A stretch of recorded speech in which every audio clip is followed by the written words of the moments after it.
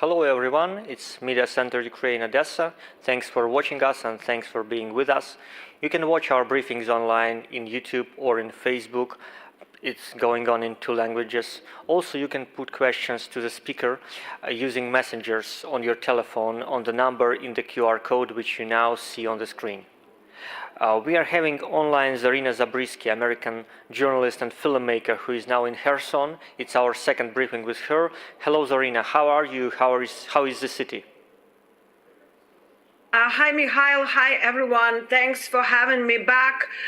It is very important that Kherson stays in your zone of attention. It doesn't always, and there's a lot going on here. Unfortunately, most of the things that are happening are still very sad. And I will be talking about the life for civilians in Kherson today.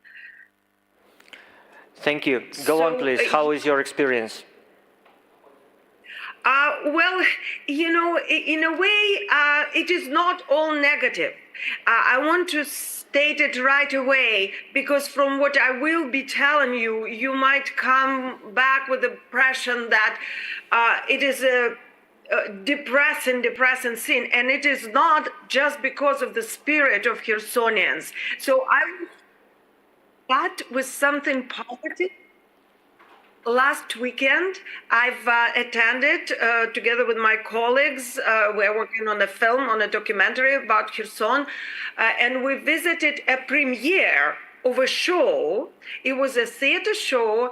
The play was written during the last stage of the war, within the last 2 months, by Alona Malarenko, the local playwright and great author, and staged and produced here under incessant fire, and it was premiered to the full bomb shelter in the drama theater, and the sounds of the explosions outside mixed with the sounds of explosions in the play.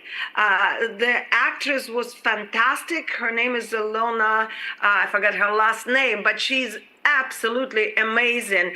And it was such a powerful play about the life in Kherson through the occupation, through the flood, and it was a standing ovation. It was a fantastic, elevating experience. And when you come back from the theater, which was just hit within the last 2 weeks, and all the windows were blown in the building, so they had to cardboard it, and you're back to the reality where pretty much every building is damaged or ruined, and most of them many times.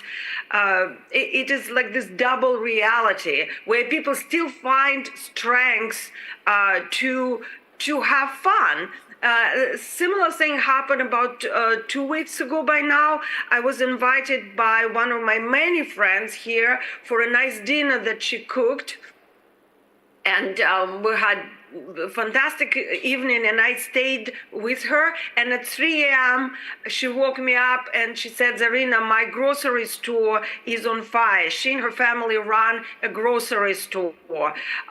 And it was the 4th time that this store was hit. Previously, it was flooded in summer on June 6th, and then they survived. So I went with her in the morning. At night, it was curfew, so we couldn't go right away, and she just had to hear from the neighbors that her store is on fire. And we arrived there. Fortunately, certain things were damaged, but a lot of goods were just covered with smoke and soot, and the thick film of soot, and they just cleaned it within few hours. She called me and said, "Zarina, we're open and people are here, the customers are here, we're working again." Of course, as strong as all Khersonians are, in my experience, some take it more to the heart. And about 3 weeks ago, I filmed at the location of the Children's Library, Children's Regional Library, one of the best in Ukraine, according to what I see. And the director was there, and interviewing with her, Mikhail, was devastating because she said to me, it's not the library that they have ruined. They ruined my life because she worked there for 18 years and put her soul in the library, and it was in shackles. I didn't get to go inside because it was during another attack. We had to hide in the pharmacy across the street, and the pharmacy was also damaged, and the nice lady there was telling me how horrible it all is, how beautiful the pharmacy was built for people, and now it's ruined.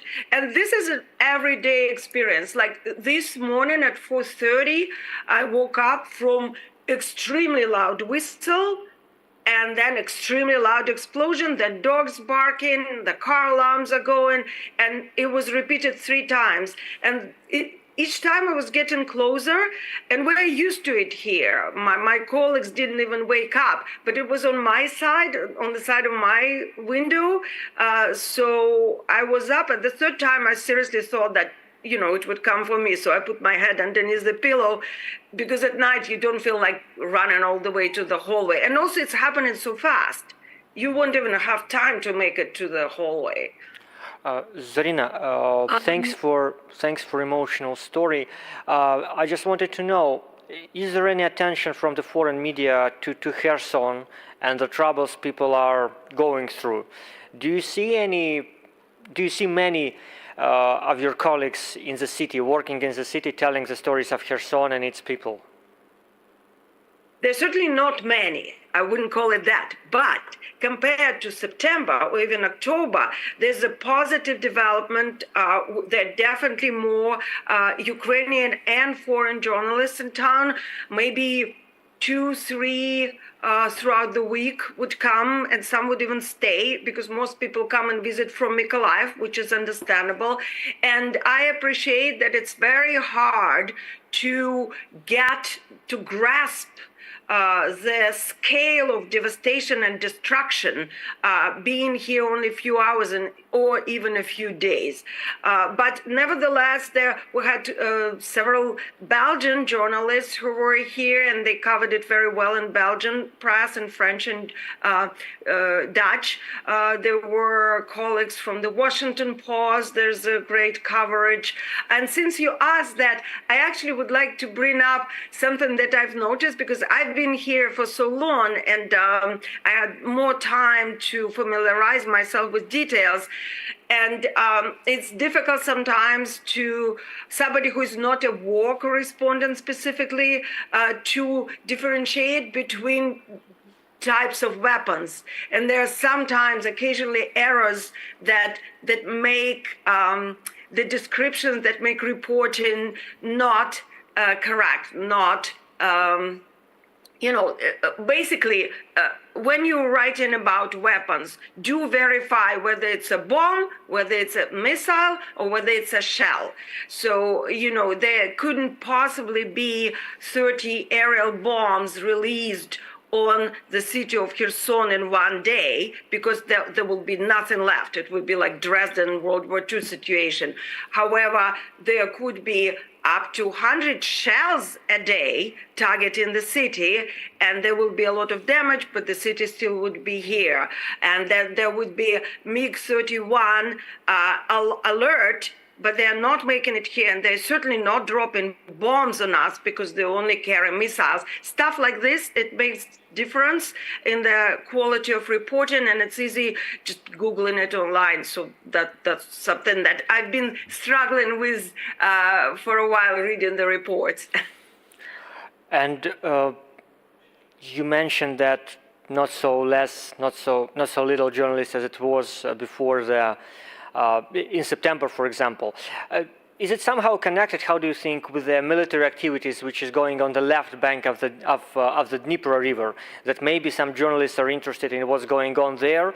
And the follow-up question is, do you feel anyhow, I asked you last time when we talked, do you feel anyhow the consequences, the results of Ukrainian counteroffense on that direction in Krinky village and other pieces of left bank of Dnipro, which are being liberated? Well, that's another great question, Mikhail. Thank you for that. And I'm a big fan of operational silence during the war. Do we as journalists hear rumors or hear talks about it? Sure, we do, especially those of us based in here. Should we be reporting it? I don't believe so, because many of them are just rumors. And by doing so, we are not doing favor to the military. And I think the number one goal is really to report the situation accurately and never distort the facts and verify them, as I said, but not to help the Russian propagandists by amplifying rumors that could have been started by the same Russian propagandists in the first place, because there are a lot of psyops going on. So another thing that I stumbled upon, giving an interview to one very, very big network, international network, they played an interview back to me, which very clearly was a psyop, and I believe was a Russian actor impersonating a Ukrainian military, saying things that are just simply not true. So again, reporting on the military situation is a very, very difficult terrain to proceed on. We are reporting on the civilian situation, the damages done to Kherson and the Kherson Oblast, and we are also making a documentary which goes back chronologically. So we are not doing that, and in a way, I'm glad that this is not my assignment at this moment, because it would be very, very difficult to do. To answer the second part of your question, are the journalists coming now because they're interested in it? Yes, absolutely, and they should be, and hopefully in the right time will be the correct, exact information will be available that we all can report. About yourself, you spent quite a lot of time in Kherson, a few weeks, I suppose, and now you have this unique possibility and unique position, which I'm sure local people can value, actually. How do you think, is it possible for a journalist to come to Kherson for a day or for two possibly, and I don't know, to feel the spirit of the city? Or is it necessary from your point of view to go embedded into the city and to go deeply into the feelings and lives of people who are struggling? Another fantastic question. Thank you for that. Well, I mean, I've been here for 3 months, and so did Paul Conroy. He spent almost 3 months here. And it's a unique opportunity. We've got funding for it. We got, assignment to do that. Most journalists won't have it. It's not how it works, especially with periodical newspapers. Journalists go to different sites and report from there. So it's just simply not the case. So there are two types of reporting. What we are doing is in-depth. Yes, I have many friends here by now. Every day I hear about a dozen stories. Each of them could be a book. And we're making a film, and what's not making it into a film is making way into my book. So we are very fortunate that way. Those colleagues of mine who have an assignment to come here for 2-3 days are doing their job the way they can by it's a different type of reporting with less in-depth, but the exactitude of the details still could be achieved. Like, for instance, I could give you from the top of my head, The Guardian's Tom Burke came for 3 days, and his article in The Guardian was just great. So it's possible to do this. Zarina, thank you. We are having air raid alert in Odesa region at the moment, and due to our safety regulations, we need to cut off the briefing and to interrupt what we are doing. But I'll just take my time to say thank you for your online interview. Thank you for your online briefing. We'll be happy to be with you online or here in Odesa if you come here.